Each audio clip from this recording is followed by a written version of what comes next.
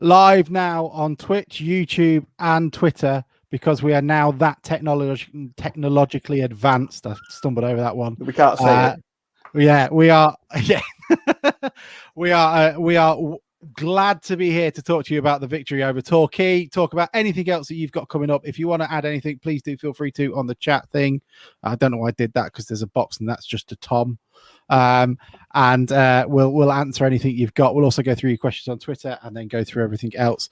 I am joined today on the panel by Bruce, who has changed his shirt to his daughter's, who got a glut of goals in her game this weekend. How many did she get for the scoreboard? Got 4 for Cleetown under 11s, mate. There we go. 4 already been scouted by Dale. It's the only reason he hits us up to talk about the women's game. And Tom is over in Portsmouth.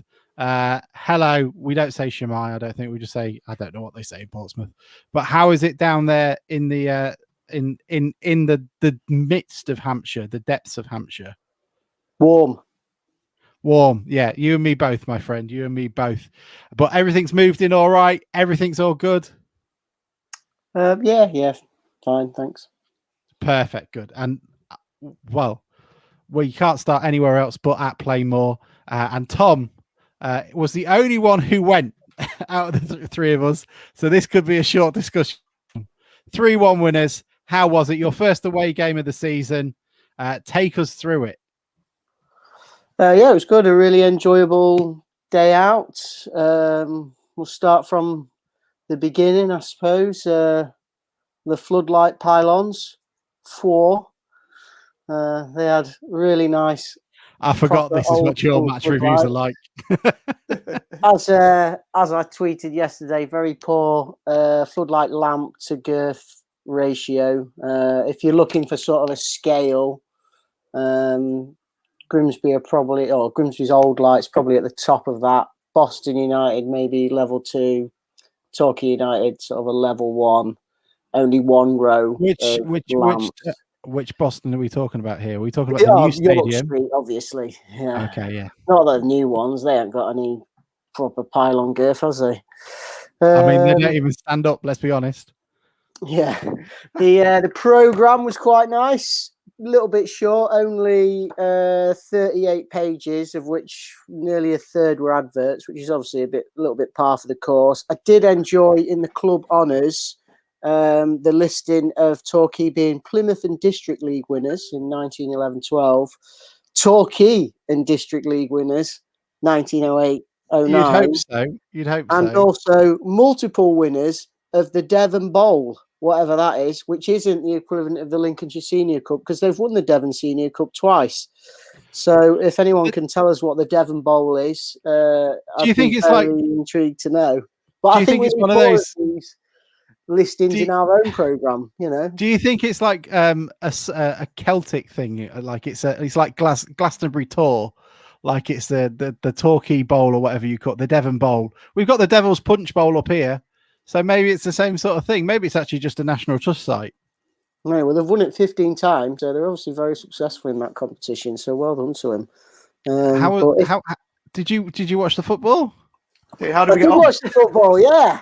I got over the shock of the floodlights, and I thought we played quite well in the first half. First 15 minutes were pretty tough. I thought Torquay opened better than us without really causing too much sort of danger to the goal. But they did spend more time sort of in our half and with the ball. And then they scored direct from a free kick. I was stood sort of behind the goal, and the goal was sort of to my right. And I didn't see it get deflected. Matt Dean said it was deflected, but from my angle, it didn't look like it had been deflected. It just looked like Macca sort of was diving that way, and then he went to parry it, and it went to the other side. So he did, from the people stood around me, there was a lot of sort of moaning about Macca, saying he's lost his confidence, blah, blah, blah, which I thought was a bit harsh. But I've only seen one game this season, so it's difficult for me to comment on how he's performed in the other games. I did talk to a few other supporters and tried to sort of canvass, what they thought we might do this season before the game and at half-time. Ben Harris said we'd have the league wrapped up by March, and surprisingly, he wasn't drinking. Simon Lloyd said he'd be happy with top 10, really. First season back, and the other clubs are in it. And Simon Lloyd said playoffs. Jim Barwick, I think, said top 10. I might have got that mixed up. I mean, Jim has got a level head on then. If he's, games unbeaten, he's in the sun of Torquay down on the English Riviera, and he's only thinking, let's just say top 10. That is a man who is always in the Zen zone of life, isn't he? He's still there tonight. He's still down there as well. Maybe he's doing the drinking now.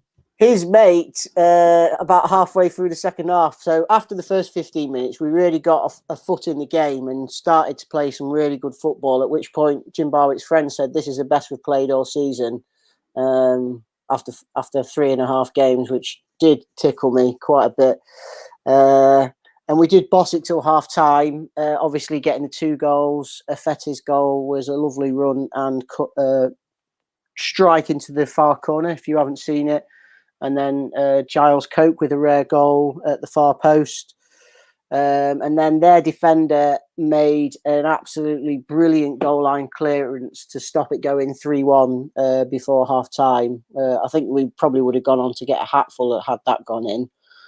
And then in the second half, we played really well for the opening sort of 5 minutes or so. Had a string of corners where new signing Riley Towler was obviously earmarked as a bit of a target man on set pieces. I would have liked to have seen us mix it up a little bit on set pieces more. The first corner was a short corner, which a lot of people grumbled about and said we just should have launched it in. I don't necessarily agree with that point of view. I think it's good to mix it up. I'm sure there'll be other games where the first corner will just be thrown straight into the box. And we did the love train, what they call it, where they all line up together on a corner in the second half. I'd be interested to know if there's any coaches out there, what they think the sort of optimum number of different set pieces is for a game. Because I'd just be doing them all the time, but then I suppose you sort of show your hand, don't you? We have been mixing up the corners a little bit in the home. We have, but I'd be interested if there's someone out there who coaches at a decent standard who listens, what their opinion would be on how many sort of different corners you can do in a game versus just the standard. We'll just chuck it into the box and see what happens. And then after the first 5 minutes of the second half, it became a really scrappy game. Neither team could get hold of the ball or seemed to want to get the ball on the deck and pass it around. In the first half, we really did pass it around nicely at times. But we just, for whatever reason, couldn't get it going in the second half after the opening 5 minutes. And then I can't remember at what point this was, but it was probably sort of after 70 minutes. Maka made an absolute wonder save to keep us in the at 2-1, and then there was quite a few stoppages. A few of their players went down injured. There was a clash of leg and head at one point, which caused quite a long stoppage. So there was 9 minutes of stoppage time, which I thought was great. Loads of people 9 minutes. Where's he got that from? But there was a lot of stoppages, and I think it was quite refreshing actually to see a referee who had actually noted all the stoppages and then added the correct amount of time on at the end of the game.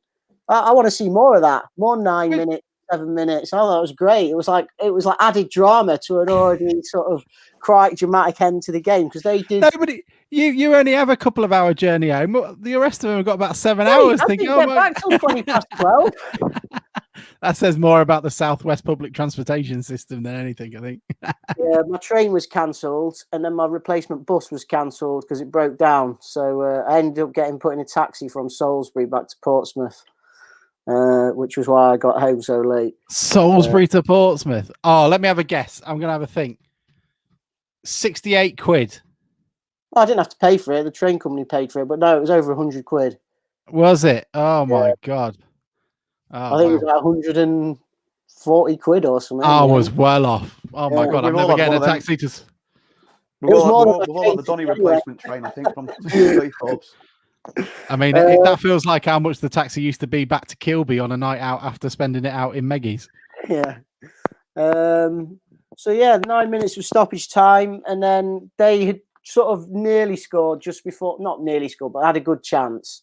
And then we scored that wonderful counter-attacking goal with Clifton, putting it through the keeper's legs, which just sent everybody into raptures because we knew the 3 points were wrapped up. I mean, at that point, there was still about 7 minutes to go of the stoppages, but it did feel like the game was over then. Yeah, it was good. It was like Torquay was nice. It's like a bigger and better Skegness. I mean, most things are a bigger and better Skegness. Bluer sea. I thought the Plainmore was the bar. We went in the bar afterwards. I went in the bar with Rich Mills and some of his friends, and the bar was very similar to York Street's Pilgrim Lounge. If anyone's ever been there, they had like a bar, and then you went through big screen, couple of darts boards. I quite enjoyed that. And then outside, they were rivaling York Street for facilities because obviously York Street's got the Gliderdrome bingo hall, but Plainmore had a swimming pool and a bowling club. Brilliant. I mean, comprehensive is the word. I mean, the only thing you haven't covered is the ticket, whether you got one, whether it was perforated or done on an old dot matrix machine. And if there is anybody out there who did pay on the day and get issued a paper ticket and they don't want it, please get in touch. My Twitter handle will be somewhere on the DN35 thing. I'm not going to try and spell it to you. Oh, yeah, good point, Kieran Riley. Efete got booked for diving, and I thought it looked a clear pen. I also thought it looked a clear pen and informed the COD Almighty crew of this by labelling it a Stonewall penalty, which they tweeted out. And then somebody else replied with like a video from the side. And my opinion sort of was like, well, it might have looked a little bit more like a dive then. So, but like from where I was standing, so he was like over there, definitely looked like he got tripped, and I was convinced it was a penalty. I thought Crooks played well. I really like the look of him. It's the first time I've seen him play. I thought he was really solid. Riley Towler, he did a really nice turn, step over to get out of trouble in the first half when we were under pressure. John McAtee, I can see why everybody's talking about him a lot. He was like, really energetic, got some good touches and pieces of skill and that, and was like, they were clearly worried about him. And then Clifton was really busy all over the park at one point, like when we were sort of under the cosh defending, he was like first line of defence every time we cleared the ball, getting out there and closing him down. And I thought he got his just reward with a goal. Special mention to Jamie, who came with us for a pint after the match. He bemoaned the grass in front of the ground not being a car park, and then when we'd come out and had a pint, there were kids playing football on it, which I thought was much better than having a car park, because that's what a football club's about, isn't it? Kids playing football on grass in front of the ground where they might want to play one day. And that's about it, really. That's all I've got to say. It was just fantastic. I'm getting a bit like Bruce the other week now, aren't I? When he sort of came out of Blundell Park with a hard on, it was just like, it was fantastic to be back. It was a northern hard on. Less falafel. None of that southern softy. Mike wanted to know what your thoughts were on Waterfall. A lot of people coming around to him sounded like he was winning everything. I don't know if you noticed anything from his performance. I thought the back four were pretty solid. The goal we conceded was a dead ball situation, and he did hit the free kick pretty hard, and it got up at like, it was like probably 18 and a half yards out. It was like right on the edge of the box, pretty central. And he just whacked it over the wall. And, I thought it was a good free kick, really. And like Matt Dean said, it took a deflection. I don't know if anybody else who was there could see if they were in a better position, maybe more central to the goal from where I was, if it took a deflection. Certainly didn't look like it from my angle, but I had no reason to disbelieve Matt Dean, because he's probably spoken to the players. Bruce, I think the thing with Waterfall was that if we think about it, I mean, he was one of the first names on the team sheet, wasn't he? Not last year, the season before, that was curtailed under Holloway. He was solid at the back, and he's obviously a decent player. But for whatever reason, last year must have affected him more than anybody, because we've discussed many times on the pod his shortcomings and his problems last season. But he certainly looks, and I think the fact that Hurst wanted to keep hold of him, he's made it there's quite a clear line, isn't there, between the players that he wanted to keep and that were still involved, and the rest were basically, you're gone, I'm not involving you, come what may. So I think that says a lot about him, and I think it's credit to him that he's come back and he's in and around the team, and it looks like he's going to take some shifting. Yeah, Kieran says he doesn't think it took a deflection. Jay Grantham, I don't know what your name is, I'm afraid, mate, but you said that Waterfall was brilliant before COVID. I can't even remember him having it, which says I'm an incredible broadcaster. I think he means before the pandemic, Alex. I thought he had it. Not before he had it. Fine. I mean, I guess, yeah, I wonder if it just skipped a beat. I mean, anyone coming out of the shit show of that season with any semblance of ability should take some form of credit, and I'm happy to give him a fresh slate for the season. Sounds like he's winning a few hearts and minds in the last couple of weeks. Richard asked about Taylor's energy levels. I don't know if there's if that's a leading question or anything, Richard. Happy to sort of give a bit more detail, but what was his energy levels past 60 minutes? I guess it's because he's not played that long and has had a couple of back-to-back games. Did he play the full 90 minutes? I can't remember, to be honest with you. I do not know. Yeah, I mean, he was busy. I can't really fault anyone in terms of effort yesterday. That is one thing that a lot of people were commenting on, and that my impression was that compared to other seasons when I've been to an early game, certainly from the conference years, we did seem a lot more fluid than I've noticed us be in other years at this stage in the season. Everybody was sort of really putting a shift in, and there seemed to be a lot of togetherness. Not a leading question, just wondering if he managed the whole game okay. That was in regards to Taylor. Yeah, I mean, I like I said, I can't really. I think most people yesterday were the majority of people that were stood around me were being critical of Macca, and then so the people that I was talking to, I said, "Okay, he's made a mistake, but you have to remember about goalkeepers; they are the last man, and if we concede a goal, it's very often their mistake because they're the last line of defence. But equally with Macca, he probably will make a match-winning save for you, which he went on to do in the second half.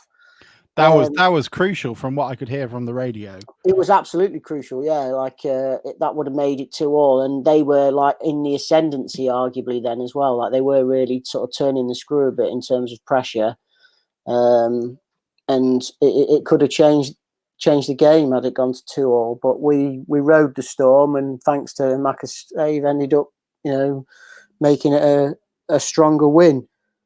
Tom, one question I'd like to ask both of you, because I haven't yet to seen them in the flesh. What are fitness levels like? Because Harry Clifton, worth noting, making that run 95 minutes into the game after, as Tom's saying, being sort of the first line of defence, and must have been running his arse off all game. Have you seen that? I mean, in comparison to last season, I guess the fitness levels are great, are they? Or what do you think? Well, on yesterday's evidence, yeah, I think last season we spoke in the early games about, how many pre-season games? We have 1, 2, we were catching up on match fitness. Yeah, 1. Thanks, Bruce. We were catching up on match fitness for the first 4 or 5 games. So this year we've had a full pre-season. We've got dietitian or chefs and strength and conditioning people. We've got the works, they should be fit. Yeah, absolutely. California Mariner asked, do we still need another striker, or are we happy with what we've got? I mean, goals seem to be coming from absolutely everywhere, and they currently don't seem to be an issue. Hurst seems to be still interested in finding someone. He says he's still got some calls out there. I don't know what you gentlemen think. I'm very much in the thoughts going, yes, get somebody in. He was clearly had that in his mind that we needed another one. And I wouldn't be surprised if we get two, whether it be someone more permanently and then someone on loan. What do you guys think?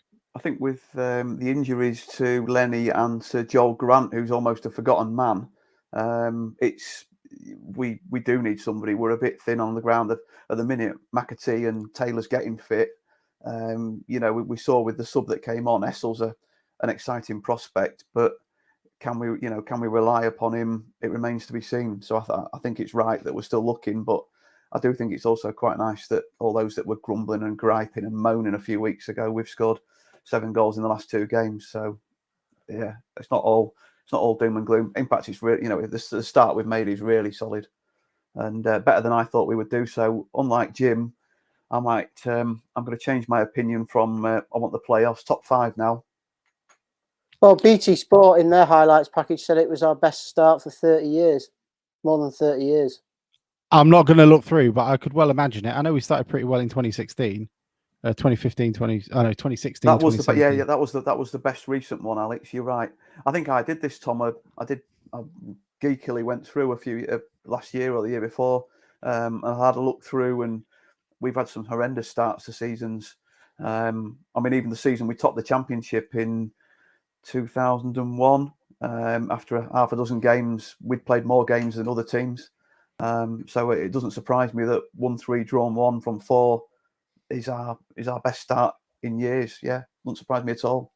So in 2015, 2016, we'd drawn with Kidderminster in that first game where everyone took a shark. Then we beat Barrow 4-1 and Bromley 4-1. Then we went on and we lost that controversial game against Altrincham where the ball went over the line and the referee didn't see it. I don't know if anyone remembers. Yeah, and didn't go over the line. Yeah, and then there was then we drew with Torquay, drew with Lincoln, then lost to Macclesfield 2-0. So we performed pretty well, and obviously that season we had to, and as this season, you can't drop many points because you're going to need a large amount to do so. Geordie Mariner asked the most important question, Tom. What was the new chant like? Because I hear there's something going around, but I don't know. I mean, can you sing it to us? What new chant? Okay. Apparently, the one about Mr. Fenty. Oh, is there Mr. Fenty in it? I can't remember noticing a new chant. Ben Harris did say that he's got one that he would like to get off the ground, which is I can't remember. It's to what's Sousa's first name? Susan. Erico Sousa. Yeah, he wants to do something like Erico Sousa. He plays for Town. He plays on the wing or something to the tune of Heartbeat. If Ben is listening, Heartbeat. Yeah, okay. Yeah. Coming back with the modern stuff. If Ben is listening, if you could do a little rendition from his Twitter page so that everyone can, and then send it to us. I'm sure we'll get off the ground because I was impressed by his inventiveness there, I have to say, but I'm crap at singing, so I'm not going to bother trying. Well, how about this, Geordie Mariner? You follow us on Twitter. Send us a quick DM. I will send you the link, and you can come on. You can sing it to everybody now. that's the gauntlet laid down to you.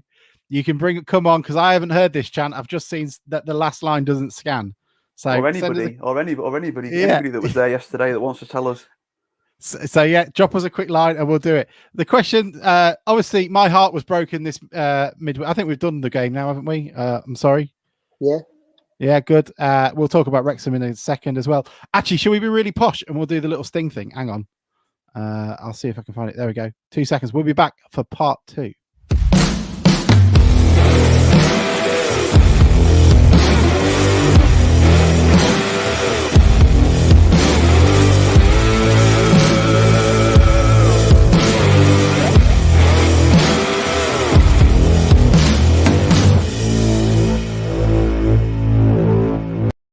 There needs drums at the end of that because that doesn't work otherwise. Alex, before we start part 2, am I smiling enough?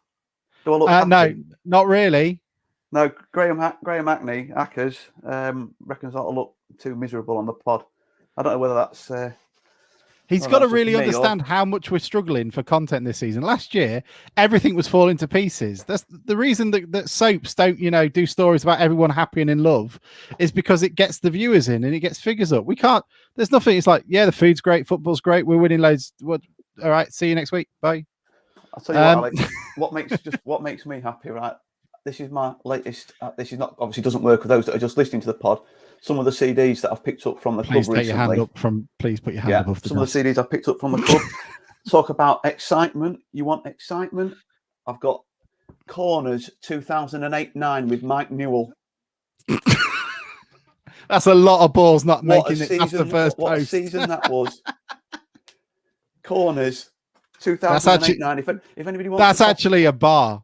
If anybody wants a copy, or they want it, well, it could be pubs on Corners, couldn't it? Yeah. But if anybody wants a copy of Corners 2008-9 with Mike Newell, then drop Alex a message or drop me a message, and 35 I'll quid and it's I'll yours. stick it on YouTube. 35 quid and it's yours. We will give away a signed copy of Corners by Mike Newell. It's like those mystical Barry Conlon mugs that I've got that were printed upside down. Richard said, no wonder you're smiling with all so Richard, I don't know if you can see, but behind him, there's suitcases full of stuff that the club have given Bruce to look through. There is loads. There is so much there. So for That's the latest sake of, this is what I did before. This is what I did. The sort of stuff that I used to mess about with before Pornhub was a thing. I mean, Mike Newell Corners is Pornhub, isn't it? In fact, I will pay 20 quid to Harbour Place, the charity, if you put Mike Newell Corners on Pornhub. I think my login's been blocked. I found this one as well. Is it like take a break with gambling? I didn't realise. Hang on. Let me see if I can. I didn't realise. The famous. For the listeners, he's shown us a CD that says JF Soccer AM. Yeah, I didn't realise the famous Mr. Fenty video was. Please tell me it's not with edited. the sink in the changing room was. I didn't realise that was from Soccer AM. Yep, that went live. Yeah, so I'm a proud owner of that as well now. I mean, would you say? I've got. Sorry, this is a bit geeky, but this is my floodlight girth. I've got a good copy for Tom Newey of his free kick at Blackburn, as opposed to the one that was recorded. Yeah. Much like Mike Newell. Yeah, there's lots of stuff I've already got, surprisingly enough. And then just to finish, the last one I'll show you that I can't get to work, and I don't know whether it's town related or not, is Dallas. Now, is that Debbie or is that the Dallas player, didn't we? Didn't we have a defender called Dallas once in the youth team? He lived next door to me. His dad used to. What, with his mum? No, he lived with Adam Smith, the new strategy officer. Oh, okay. And his dad used to own Regatta Clothing. Oh, yeah. So that's probably why he was on trial with us. We'll see if we can get a sponsorship deal done. Was that the season before we started making our own kits? Most probably, yeah. Wondering why we're all running out in cagoules. No, yeah, but so there's some interesting stuff. I've found a couple of clips from '96 that I've not had before. But anyway, enough of the stuff that's no good for those that are just listening on the pod. I do apologise if you've fallen asleep at the wheel. Right, so here's the question then. So obviously, as I was saying before, I so smoothly went to part 2. My heart was broken this week. Omar Bogle doesn't want us. The bastard decided he wanted to go somewhere else, and he broke my goddamn heart. California. So there was a load of questions came in about it. California asked, "Do you think Bogle? Do you think that?" I'm not even going to say his name. That's what's happened. My visceral response now doesn't allow me to say his name. Do you think that bastard will sign for another conference team now? He's rejected us. Stockport, perhaps. I don't think they've got many. They've haven't Stockport and Chesterfield got every striker? And Wrexham. I'll tell you on Tuesday about who Wrexham have got. And can Bogle be asked to play anymore? I don't think he can. I don't. I think he's holding out for a league team, isn't he? Ultimately, but he can't move, can he? At the moment, so he's just going to have to sit on the bench, I guess, till Christmas. Yeah. Can't he go out on loan? I don't think so. Doesn't the loan window open up again for the Football League, like in a week or two? I've pushed all the information out of the Football League out of my head because I'm not going to need it for a year or two. I'm pretty sure after the transfer window shuts, there's like a period where you can't sign for anyone, and then the loan window opens again. And I think his manager didn't his manager say, Alex? I could be wrong, Tom, but I think his manager said that he's got to go out and play. He can talk to conference teams, didn't he? So whether that's just a short-term thing or, like you say, whether the loan window reopens, but he's not coming here, so we move on. No Mar, as Mike says. No Mar. I mean, that's the thing. I don't want him. If he doesn't want to come here, then if we've asked if he's got to that point now where he's had all those opportunities, he's got no other doors open to him. Let's face it, Doncaster don't want him. The 8 teams that had him before don't want him. We've got, look, come back here, work with the one bloke, apart from Big Knot, that sort of got you scoring on a regular basis. Come back to a team where you're actually appreciated and loved. And just do a job for them for 6 months or so. You don't want to do it, then fine, balls to you. We got as Jack says, we got McAtee. There we go. We're fine.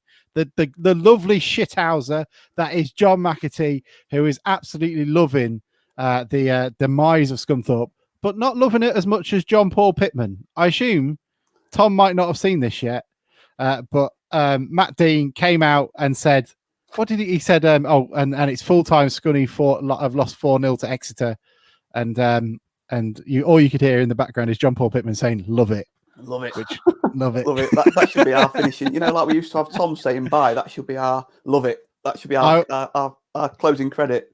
Oh, if you did that, send it to me, because if not, I'll just troll through Twitter now and I'll look a bit distracted while we do it. So Mike came back and said, I assume that's about Nomar. Probably thinks Welland won't last much longer, and the Nomar is shut in the EFL. I don't know when it opens though, Mike. Tell me when it opens. We don't know. I don't want him though. He's a bastard. And if you see him operating in the skating ring, pushing a penguin round at the Dome anytime soon, make sure you swear at him. Why is he really bad at skating? Please don't go abusing people when they're out having a nice time. Yeah, pushing a penguin, that's not the mantra that Grimsby Town are peddling anymore under the new leadership. I certainly don't need to be advocating twattery like that either. I mean, couple of questions. If at 30 odd, I don't know how old he is. If he's at like 28 years old and he's pushing a penguin around Donny Dome, is he really having fun? Because that sounds like an awful first date. And secondly, does that mean I can't call John Fenty a bastard if I see him like at Carluccio's or something in Liverpool? It's obviously personal choice, isn't it? I'm not really. How going around abusing people gets us anywhere, but each to their own, I guess.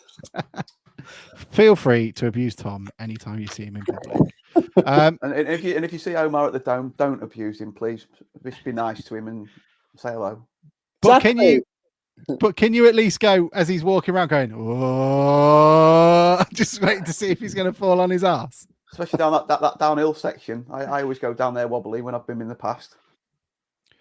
His penguin might run away with him. Is Richard suggesting penguin is a nickname for a street drug that is not yet made it down south because we're still, rich enough to have cocaine? I'm certainly not. Penguin. Is pushing a penguin not illegal in Donny? It depends where you're pushing them, I think. I had a wagon wheel earlier. They're nice. Okay, we're out of content. Right, moving on. We've got Wrexham on Tuesday night, the Hollywood darlings of the Football League, who Sky Sports and BT Sport are going to relish and lavish with attention and love because some bloke in a latex mask bought the club. Anyone else would think it's weird. Salford in the cup, would he combust? Oh my God! I mean, no disrespect to Wrexham, they've got they were a great voice at the coldest game in the history of mankind, but I mean, it's a bit much. They're on FIFA apparently, or not on FIFA. I'm not really sure which one it is. But they said they were, then they weren't, and then they came out. It don't matter. Anyway, they're coming up. We're playing them. Where are they in the league? I have no idea. Give me a second. Let me have a quick check. Well, they've the last 3 games they've beat Woking at home 1-0. They drew with Southend 2-2 away, and they drew with Notts County 1-1, and their top scorers are Hyde and Mullin, who both have 2 goals each. Mike, can you send me that on WhatsApp? Then I can download it. Thanks, man. I feel like I don't do enough preparation for this. I just turn up. I mean, you'd be impressed with the work I'm doing on this end. It's pretty good. I'm quite quietly impressed, though. I'm slightly worried if we do something on Tuesday night because we've got a big exhibition next week, and I'll probably be having to do it from a Premier Inn. Right, Wrexham. What have they been like? My Twitter's on maximum screen, so I can't actually see the league table. They're right now. eighth, so they're just outside the playoffs. That it? They're below us. 2 wins for Oh, 5 rank- games and 3 draws. Rank amateurs. I watched the BT Sport highlights, and on the commentator on the BT Sport highlights said they were starting to get it together a bit more in the last couple of games. The goal was quite good. Mullin knocked it across the box, and a guy at the far post, I think, either nodded it or volleyed it in. It was a nice goal. Are we getting to the point now with this 4-game unbeaten run where you can't predict a town defeat in the next game? Do we get full of confidence? Well, it's obviously going to be a test, isn't it? I mean, they had 8,000 there on Saturday, over 8,000 there, and I think I saw somewhere on Twitter earlier someone has calculated that we've, including season tickets, we've already sold 5,000 tickets for Tuesday night, and you would expect Wrexham to maybe bring a couple of hundred on a Tuesday night. And maybe with them going quite well and there being a bit of a furore around them at the minute, maybe they'll bring a few more. So hopefully it'll be that sort of big game atmosphere like when we played them before Christmas last time we were in the conference, and we beat them 1-0, and Aswood Thomas put in that absolutely beautiful ball across the 6-yard box for somebody to... Was it Rosanna? Might have been. It was quality though. It was a great night. That was a good night. We had our Christmas night out after, and the Swashy was rocking.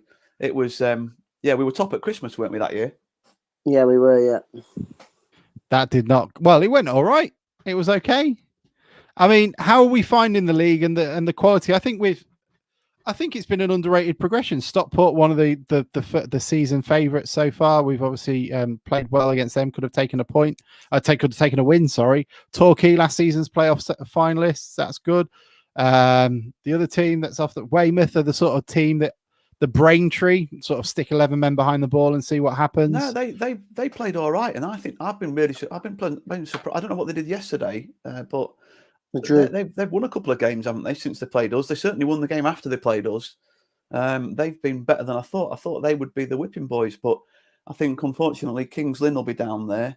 I mean, Tom saw them yesterday, but Torquay, they're not. I'm not going to say they're going down, but they're certainly suffering with that lost in the playoff final. Sort of after that, if you like, because they've shipped. They let in 3 against us, and I think they won. They were 4-0 up, weren't they? They won 4-3 the game before. They shipped some goals. They don't look like they're going to be the same force they were last year. And like you say, you can't afford in this league to get left behind, can you? Even after 5 or 6 games. I think the Torquay situation is quite interesting, actually, because obviously Torquay is it's miles from anywhere. They have to do loads travelling, and it makes you wonder whether, because they've got quite a small squad compared to ours. I don't know if you can see that. Obviously, the lists are significantly shorter of players, and it makes you wonder whether they've sacrificed a couple of players, or maybe 2 or 3 players in their squad, so that they can have some more overnight stays because of the distances that they have to travel, so that they're sort of fresher on match days, and it must be. I quite like that about these teams like Swansea, Swansea City, Torquay United. Whenever they were sort of coming up through the leagues, it took some real dedication for people to get them where they are, because just to get to sort of the main transport network to be able to play games on a national level, they've got like a heck of a lot of travelling to do before they even get anywhere, and that takes a lot of enthusiasm when you're trying to come through. I do agree with the 2 people who have put Dagenham and Redruth looked good. I think that goes without saying, as they're sitting pretty at the top of the league. Sure, is that saving Holloway's blushes after losing to them when they were at bottom of this league last season? I mean, AP. I wonder if that better not be Andrew Pettit. We look good too. Tuesday night's a huge test. Win that, and I think we can seriously look upon ourselves as contenders. I mean, I assume it's not if he's It's putting Powell, that. Alex. It's Poughton, even better. I mean, it's been great, and McAtee's been brilliant, and we've got quite a few opportunities. I don't know really who are the main real threats for Wrexham. He asks you both, knowing full well that no one has really done any research on them. Who's the big signings that they bought? Didn't they pay 200 grand for Ben Tozer? Sorry, it's Adam Pannell. It's not Andrew Pettit. That's fine. Thank you, Andrew. Adam. My God. So I was reading Excuse me. a couple of the Torquay United podcasts. They've got 2 podcasts, and I was reading some of the comments on theirs after the game, and one of them, I can't remember which one it was, said that Gary Johnson had asked for 10 games this season, and I think 10 games in a conference season is a better time to gauge who's going to be up there than the 4 or 5 that have been played so far. And I think we've had a good start, and I think if you'd have said to most people before the beginning of the season we'd have won 3 out of the 4 first games and drawn the other one, everybody probably would have taken that. Wrexham's obviously a big test because they have signed some marquee players. You go, Paul Mullin, whatever wages is on. I've heard everything from 4,000 to now £9,000 a week. I've heard 9. But he's a good player. He's dropped 2 divisions to play for Wrexham, so he's going to be a threat. Chesterfield signed that player from was it Bromley or Boreham Wood for a 6-figure sum. Stockport signed a lot of players. I just want to add something about Paul Mullin though, and one thing that a Cambridge City fan of my Cambridge United fan, friend of mine said. He was brilliant because he also had Wes Hoolahan behind him, feeding him the ball. I wouldn't be surprised. I don't know how many he's got this season, but he hasn't necessarily sort of hit the ground. He's got 2. That it? 2, 4.5 grand for a goal. And he set up their goal yesterday. If you're into the assists market. Right. So here are some players that we all know from their team. Reesor Johnson, obviously from ourselves. Keno Marsh-Brown, who scored the goal for Forest Green in the game over at Wembley. Ben Tozer, old Stampy, he's there as well as the other old Stampy yesterday. I don't know if anybody else saw that tweet saying that he'd get 6 points off us this season. Danny Wright is obviously both useless up front and bad at predictions. Then you also had who else is there? Paul Mullin, obviously we've mentioned them. There was somebody else who I saw that I recognised too. Maybe not. Maybe I didn't. There's just a lot of Williams and Davids and Davises and Davids in there, as you can imagine. But it's going to be a challenge. It's going to be nice to see exactly what's going to happen with that. Oh, he's gone. He's gone to Bahrain. Marsh Brown has gone, apparently, according to Kieran. Sorry, Kieran. I was looking at Soccer Base and it told me he was still there. But there we go. I mean, it's going to be a good one, and it's going to be really worth sort of testing our mettle again. And then we've obviously played Stockport and Wrexham within the first few games of the season. Is this the time you want to be playing those teams while they're still gelling? I'm happier that we're playing them at home in this game at this stage of the season than away. Like you say, with 8,000 there, and maybe on a Tuesday night, 500 town fans. I think we can, with the atmosphere and the feel good factor still being high, and a gate of maybe pushing 6,000, maybe 5,800, 5,700, 5,800, maybe behind the team from the start. I'm all right, yeah. So bring them on. Okay, I can show you this shithousery now from John. Have you heard this yet, Tom? Him saying love it. I'll play it because I can do that now. Wait a minute. He's showed a real mature performance. Scunthorpe United had lost 4-0 at home to Exeter City this afternoon. Love it. Reaction to come. I mean, we don't want to gloat, but some of us at DN35 Towers did sort of say 11 million in debt and losing 65 grand a week would at some point come and bite you on the butt behind. But there we go. Who cares about them?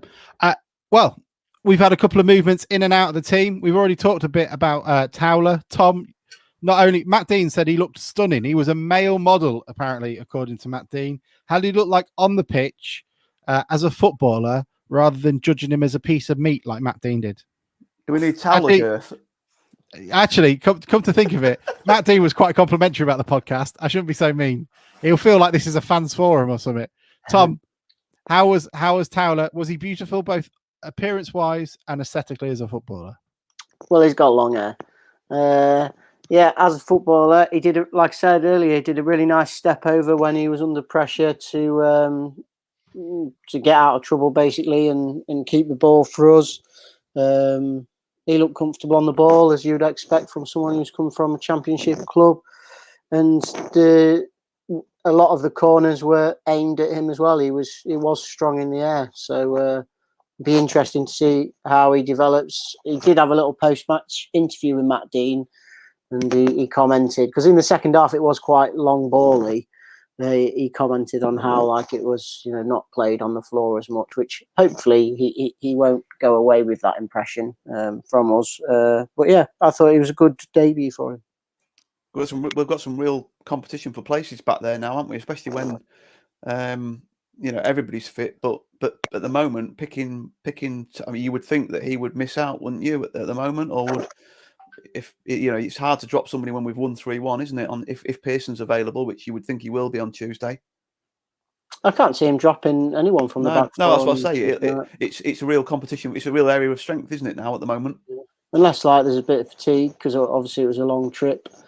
It was an interesting one in sort of signing Towler. Obviously, we send our congratulations to Sean and his wife on the birth of Poppy. Just yesterday or the day before. He said that he essentially signed them because there's a couple of players' wives about to drop, for a want of a better phrase, and so it's been a relatively good, only here till January. So could you see that being extended? Alex Hunt as well is only till January as well, I believe, isn't he? I think if they play well and they get games and they haven't got much chance of playing, I think it'd be a bit like Connor Townsend. If they haven't got much chance of playing at their parent clubs, Sheffield Wednesday and Bristol City, then there's a good chance of renewing their loan. If Sheffield Wednesday or Bristol City have an injury crisis and they've both been playing week in, week out and playing really well, the managers who were there at the time might take a chance on bringing him into the squads. It's always the way with loans, isn't it? I think having him for 6 months, though, is a bonus, because it means they can really integrate the squad and you can really work with them on phases of play and set plays, and that will hopefully have an impact. If you've just got someone in for a month, you're really just hoping they're going to be an impact player, aren't you? I think that's the important thing yesterday. Like with you saying that he was quite assured, or it sounded assured.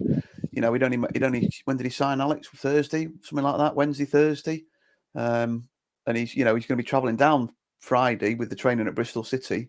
So to come in and slot in at centre back and us only concede from a free kick, speaks well of him and the other defenders, really. Yeah. Yeah, absolutely. And obviously going out the same direction, Joe Starbuck has gone to Sheffield United, and he's gone to rejoin Mariners legend Jack Lester.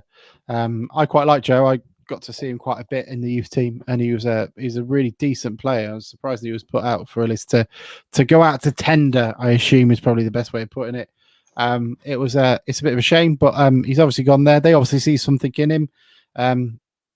A shame if he has got something about him and we don't want to keep him, but then again, we judge the people that have brought a fair few decent players through in the last couple of years. I don't know if anybody else got to see him a bit while playing for Town youth teams or even Town. I think he was definitely in the squad when we played Newport County in the FA Cup a couple of seasons ago, if I remember rightly, because I'm pretty sure I was stood next to his dad and chatting to his dad. Is he from out sort of Gainsborough way? Now you are testing us. I think he is.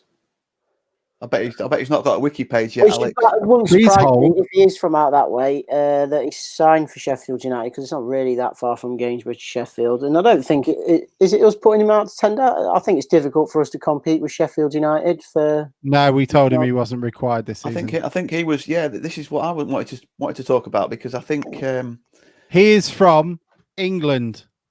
Is Brilliant. what Wikipedia says. like Emma, what's her name? Raducanu. Watson. She's from England. Congratulations, by the way. But I don't think she listens. Well, yeah, but We haven't played Bromley yet. I've seen loads of people putting on Facebook congratulations. She ain't going to be looking at their bloody Facebook pages either, is she? But I mean, you're not as sad as I did, who drove over to the Woking factory and took a picture outside the sign because it gets changed to a different colour when they win. And it hasn't changed for the last, 10 years this year, for the last 10 years, who'd have thunk it? I went and took a picture in the next Ferrari win when you're hopping off to Maranello or wherever it is. She might bloody love it. Go for a trip to the Northern Lakes. She'll be loving it. I'm sure you didn't take her to the McLaren factory. But in our defence, come on, love. We were in Woking, yeah. We're going to Milton Keynes. If Lando had won, you might have. Anyway, this is a football pod, isn't it? Sorry, I sort of went. That's all right. I mean, deviated. Tom did 15 minutes on floodlights, and so it's all right. Adam Panel, not Andrew Pettit, said, heard that the new chant on Twitter yesterday, the last line is, and we don't have Fenty anymore, but should we sing a song that includes his name now? Times have changed. I don't care. I don't like the bloke, but who cares? If it's funny. I don't think that's going to. It's going to stop people singing it if it's catchy and bouncy, isn't it? And like you say, it's really a nod to the fact that things have changed, isn't it? So yeah, it'll be nice. Sing it if it's good. We've also got the old chants are back. Finally, we're on our way chant is back. I don't know why it even went. We could have just turned the word to up and we could have kept it, but we didn't. Maybe we didn't want it to have to see the horror show of an Ian Holloway managerial appointment. But it's back. I love that chant. Hopefully some of the other ones will do. I'm a Grimsby fan. I haven't heard that for a while. It'd be nice to have that back. But I don't know if we can still sing Lincoln City because it just sounds envious. Torquay fans gave a lot of kudos to Town fans, which was to be expected, but not always given. For the numbers that we travelled down there with, I thought that 462 was an exceptional effort for that journey, and I was most envious of Tom and the others that were down there yesterday. But I'm looking forward to Maidenhead now. That's my next away game. Yeah, it'll be the next away game. It'll be a lot of fun. Anyone got anything else to add before we go on? We're gonna end it with a game we haven't played for years. I would just like to. Somebody approached me in the week and said, "You're on that podcast thing, aren't you?" And I said, depends what you want to discuss. And she made a really good suggestion, actually. I don't do the Twitter account. Yeah, that's not me. Yeah. But no, she just said she takes a 6-year-old, not her 6-year-old, she takes a 6 or 7-year-old to the town games. And she just feels that there isn't enough, the interviews and things like that. There maybe should be something that's maybe put out once a week that's geared towards children, a little bit like a lot of the schools watch news round, like a Blundell Park news round, maybe with some younger people with a host rather than somebody behind the mic. I don't know what you two think, but I thought that was a really good idea because these are the next generation and they do all go on YouTube and things like that. And, watching a video that as much as we enjoy it for 5 minutes of the players training, something a bit snappy with the week's headlines and a little quick video and things like that children might enjoy. I don't know what you both think. I thought that was quite a good suggestion. Yeah, anything. Send it to Liam and Sam. They'll do I it. can't believe kids. I can't believe kids watch news round at school. That's fucking pathetic. Why? What do you want them to watch? World at One? Are we going back to Pornhub now? Teaching. Do some teaching. Fucking hell. Nothing wrong with learning about the. Here's a video. Okay. Mute him, Alex. Mute him. In my day, I had to walk 45 miles to school, and I only got a damp rat to eat for lunch. No, he wants 30 copies of the Times delivering on broadsheet, doesn't he? And 30 irons so the kids can iron the paper and then read it. I'll tell you something, I'd be more upset if the kids were having to be forced read the Times rather than watching news round. But while we are talking about young people, if you are hang on, here we go. The boomer's on. God Almighty reader, the next 4 Thursdays, 5 if you include the one just gone, we are deputising some younger diarists, and we're very interested to hear everyone's feedback because it is a little bit of a competition to see who will be the next diarist. So if you do read the article, click on the feedback button at the bottom of the page and send us your thoughts, especially if you've got compliments, because it will be very nice for them to read their compliments on the God Almighty Letters page the following week. And if you're not successful in getting the diarist position, by all means come to us. We'll happily have the dregs from the God Almighty table. It's why we got Tom. I want to know who's been retired. Who have you retired to why do you think? Why do you think Tom's more available? Diary position. So. I mean, yeah, absolutely. Let's have a look. See what else we got. That was it. Well, we've got some questions actually, which I haven't answered. Are we expecting? It'd be interesting to see what the club can do to attract other people. It feels all in-house stuff is great, and it's been really positive. All the fans are buzzing. Hopefully, by word of mouth, it'll start attracting those back who sort of come once a week or once every season or so. But I wonder what we're going to be doing to, like those news round videos that Bruce suggested. I wonder what we're going to do to try and attract those who live in the town that aren't necessarily interested in town or don't have that connection already. I wonder what we're going to do to try and draw them in. I don't know if you guys have got any thoughts. Yeah, how good would it be? You know, or joking aside, you know, if the people who are interested in sport in the town were showing that video once a week to 30 of their kids in a classroom. You know, you don't need to do that in many classrooms and get a child that wants to come along with a parent or something like that. I just thought it was a really good idea. Right. Does anybody else on the chat have any questions before we move on? What were you going to say, Tom? No, I was just saying it is a good idea to do some a little more orientated to kids, like, you know, the page that there is in the program that's visual, audio visual, because a lot of kids now, that's how they engage with stuff, isn't it, on YouTube? Maybe we should give them Grimsby Town sweets or something, but laced with nicotine, and then they can only get them from within the ground. Hey, what we'll do is we'll see now if anyone from the club listens to us, won't we? Because it'll be somebody will be commended for the idea in a couple of weeks. We'd like to thank Johnny from the burger van that's suggested that we lace it with nicotine. So James said, when am I going to wake up and realize it was a dream? It's fine, James. It's not, you know, we've still got, you know, it's still going to get cold and wet. So don't worry. Nights are drawing in. It's not a dream. It's all happening. And it's all from your hard work. That's the reason why everything's turning good. It looks like we're going to have another great in the fan zone as well. So we're not all going around with glow sticks and phones and fag lighters tomorrow night. There are lights in the fan zone, apparently. So, I mean, Tom, are you making the young diarists feel very warm and homely and welcome to God Almighty by telling them that their education system is a load of old tripe? Adam Pannell said, my class watched news round at lunch, controversially maybe for Tom, but I'd happily show them the latest town news. They're all Brighton and London club-based fans. I hope you work down in Brighton, Adam, and you're not just up in Grimsby. Hey, and just change Brighton fascination. Is it Hayden that goes over to? Sorry, apologies if that's wrong. The guy that goes over with the shirts abroad to Africa.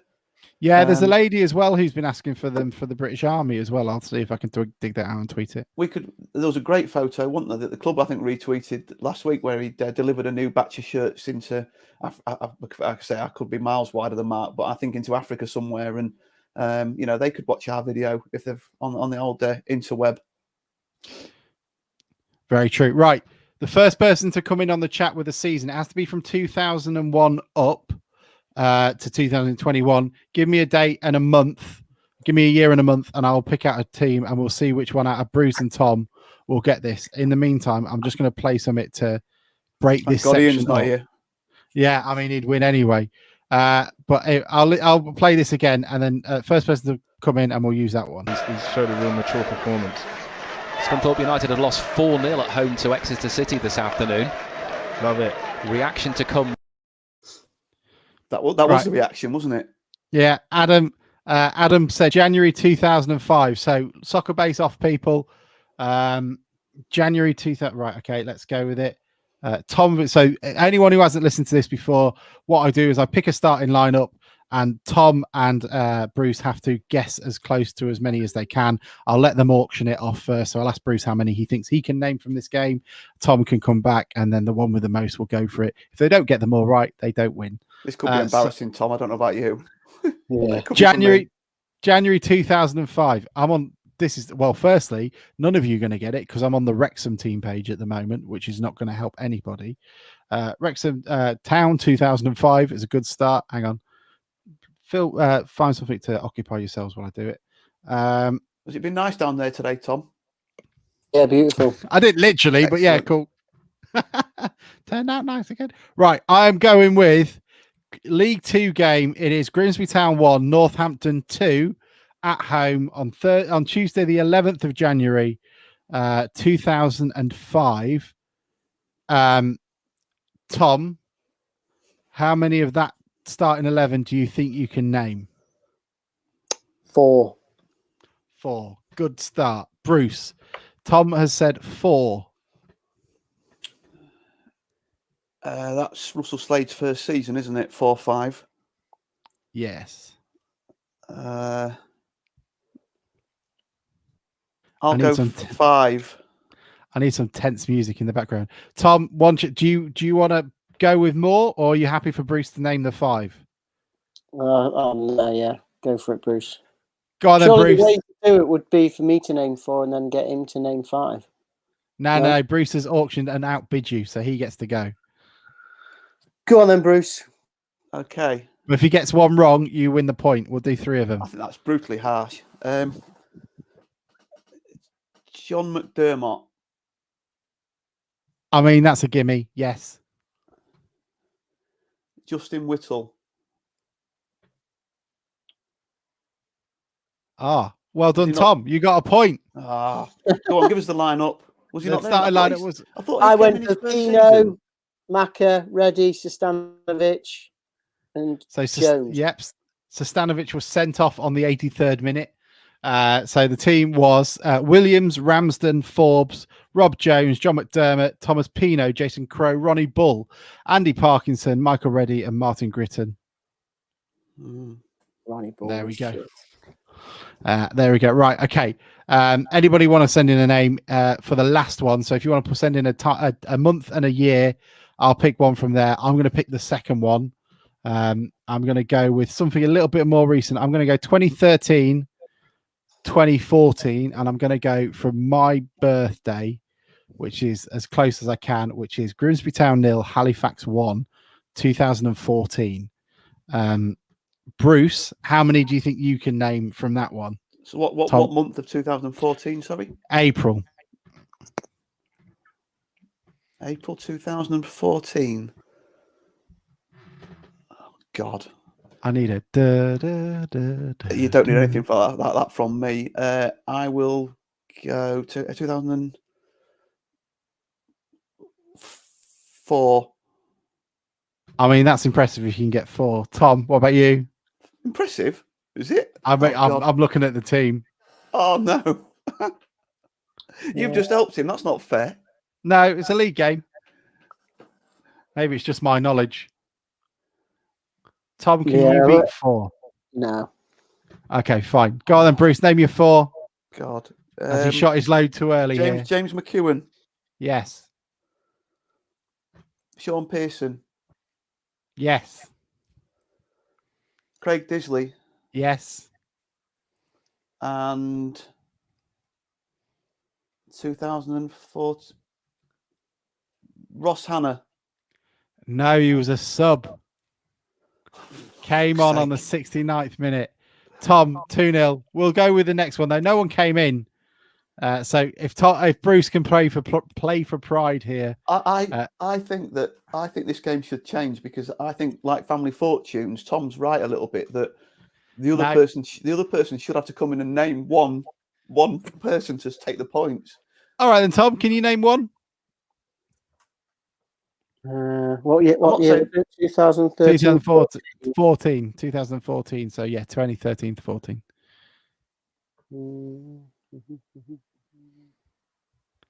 Hannah was really. This isn't really for the point, is it? But was that when we had? Was that the year? Did we have Magnay then, or had he gone by then? He was Nathan not there. Pond. No. Oh. The team was, sorry, I will pull it back up. What was it? Halifax, wasn't it? The team was McEwen, Hatton, Aswad Thomas, Boyce, Pearson. You'll know who I don't know the player because I'll just say the surname. Joe Colbeck, Craig Disley, Scott Kerr, Scott Nielsen, Andy Cook, and Umar Tonkara. Oh, Tonkara, yeah. And then the substitutes that day were Andy Thanodge, Ross Hannah, and Paul McLaughlin. That game is harder than it used to be in recent times because of the number of short-term deals, people that are only here for a year or so. That's right. I'm going to go with 2018, 2019 for the final one. This is just for pride. So Bruce gets to go first. And I am going for, let's go with this one. The Crystal Palace game. So Crystal Palace v Grimsby Town at Selhurst Park in front of 20,000. How many of that team could you name, Bruce? Starting 11. I should really have gone for last year and see some Holloway Wonder Squad. Oh, do you know that? Yeah, but I mean, it's not been great, has it? These are not players that I'm going to be drilling the names into Maisie about, is it really? Oh God, I can think of about 3. 3, your guess? Yeah, go on then. Yeah, that's an early shot. Tom, Bruce has gone for 3. Can you beat 3? Go on, and I'll try 4. And Bruce, do you want to beat Tom's 4? Not a cat and hell's chance. Okay, Tom, you got 4. Name them. I mean, Clifton. we've lost about 20 viewers doing this, which says that the game is not amazing. Clifton, yes, Clifton's in. McEwen. Yes. Fox. Yes, sent off after a minute or so. They're the 3 that I could think of, Tom. And I'm trying to think of a player. We had a double-barreled player. We also had that guy who scored the penalty on the last day of the season. I can't remember his name. Kept Wilfred Zaha in his pocket. I can't imagine why people are turning off to this game. Yeah, I can't remember the fourth player. The background music. You're thinking of Mitch Rose, Tom. Mitch Rose, yes. Did he play? He did. He kept Zaha in his pocket. So the team was James McEwen, Mitch Rose, Andrew Fox, Lee Hendry, Reece Hall Johnson, Jake Hessenthaler, Elliot Embleton, Harry Clifton, Mark Wolford, Wes Thomas, and Harry Cardwell. We played Crystal Palace with Harry Cardwell up front. I just hope that these lads we've got now give me names that I want to remember in years to come. On the bench was John Welsh, Sebastian Ring, Matthew Pollock, Sam Russell, and Ben Pringle. There we go. Great. I mean, that was amazing. Great stuff. I think we might need to rejig that. Well, if you've got a better one. There was no centre-backs. You're right, Mike. We had no centre-backs that game. Apart from, I can see Matthew Pollock and, Matthew Pollock was on the bench. So I guess that could have counted, but he was probably about 12 at the time. Well, gents, that's pretty much it for the day. I don't know. Has anybody got anything else to add before we say adieu? Perfect. Well, thank you all so much for joining us. We hope you enjoyed it. We've got a game against Wrexham. We're still umming and ahhing whether or not we do something after the game. I don't know what Humberside are planning because we don't really want to overdo their football for them. But if they've not got anything going, and you just have to listen to soft jazz music after the full-time whistle, then maybe we'll do something so people can come on and listen. I could come to you from the fans. Oh no, the fan zone's not open after the game. On the bus. On the Is it not? What bus am I on? That could be. Oh, don't do that. Tom would love that, I imagine. Could you? I bet there is a blog out there for supporters, coaches of through the ages.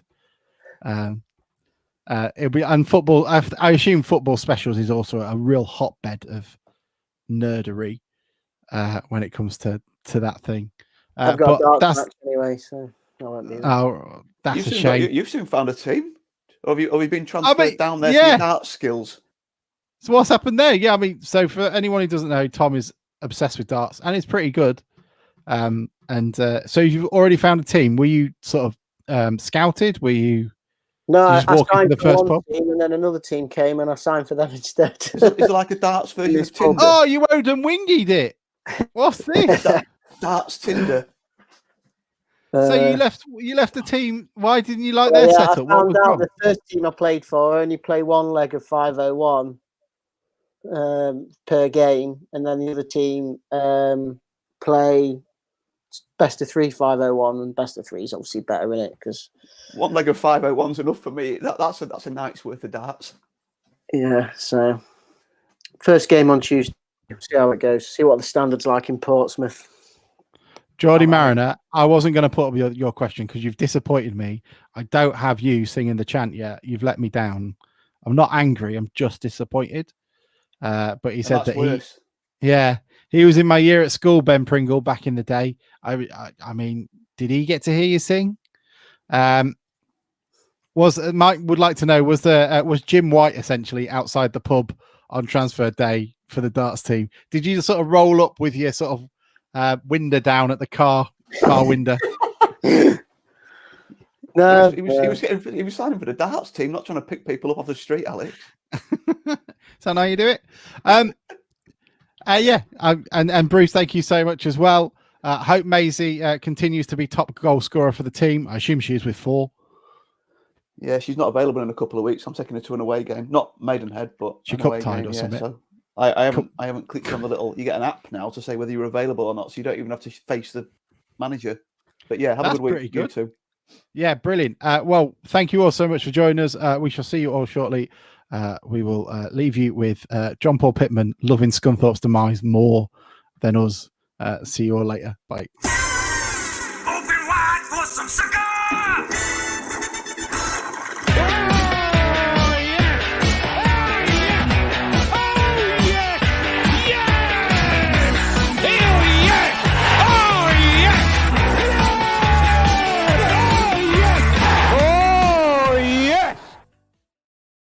He's showed a real mature performance. Scunthorpe United had lost 4-0 at home to Exeter City this afternoon. Love it.